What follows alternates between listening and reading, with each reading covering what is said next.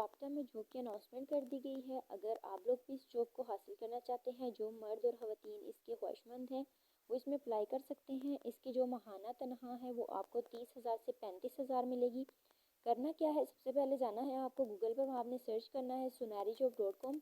उसके बाद आपको वहाँ पे ये वापटा की जॉब की जो पोस्ट है ये मिल जाएगी। वहाँ पे आप आएंगे तो इसके जो मज़ीद डिटेल्स हैं आप लोग इसकी यहाँ देख सकते हैं। इसके बाद फ्रेंड्स आपको इसकी जो डिटेल्स दी गई हैं उसमें आपको बताया गया लोकेशन वगैरह क्या है इसकी। जैसे कि यहाँ बताया गया लाहौर एंड अदर सिटीज़ बताया गया है। जो इसमें वैकेंसीज दी गई हैं वो 100+ हैं, यानी कि जो आप लोगों को वैकेंसीज बताई गई हैं वो बहुत ज़्यादा हैं। आप लोग जिसमें भी इंटरेस्टेड हैं उसमें अप्लाई कर सकते हैं।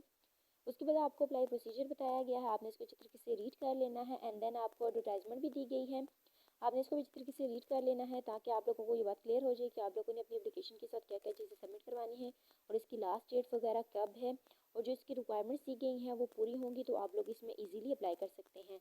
तो अभी जाएँ सुनहरी जॉब पे, इसकी मज़ीद डिटेल्स को देखें और इसमें अप्लाई करें।